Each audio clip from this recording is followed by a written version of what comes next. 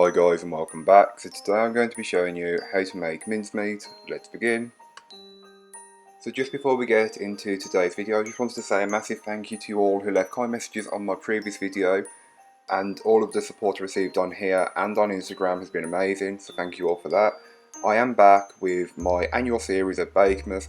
This is where I upload festive themed recipes for the month of December. It used to be every day, but then I had to cut that back to 3 videos a week up until December 25th.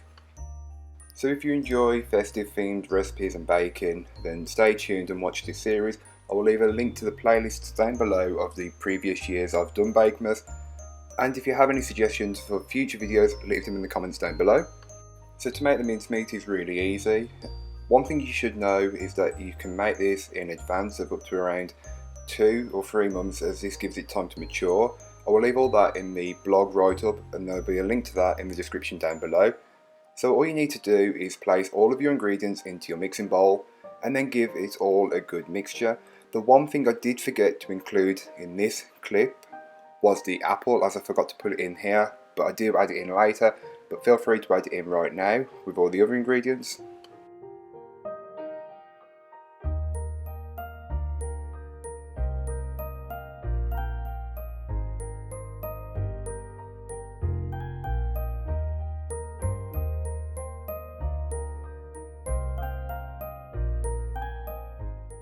So here is a stage I forgot to do earlier on, which is adding in the apple.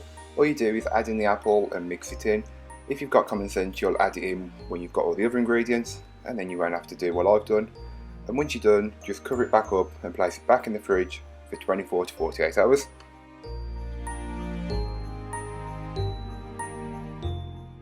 So once your mincemeat has had at least 24 hours in the fridge, you'll want to just give it a brief mix, and then you can start jarring it up.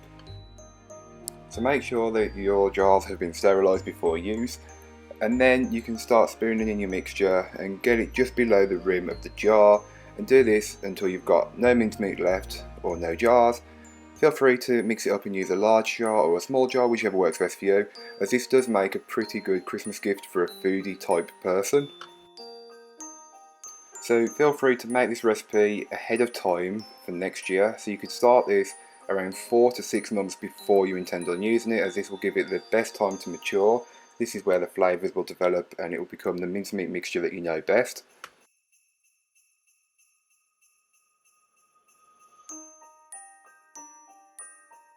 So then once your jars have been filled, you'll want to get some small circles of greaseproof or parchment paper and place it on top of the mincemeat mixture, and then put the lid on and store in a cool, dark place. Ideally a food cupboard would work really well, and just allow this to mature. Feel free to use it after about a week, but if you can't wait that long, don't worry, it's alright. But the longer you can leave it, the better it will be.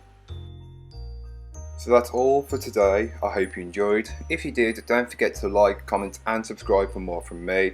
I'll be back on Wednesday with another video, and then you'll see me again Friday as part of Bakemas. If you have any suggestions for festive themed recipes, leave them in the comments down below, or leave me a message over on my blog or Instagram. I'll be back again soon. Bye guys.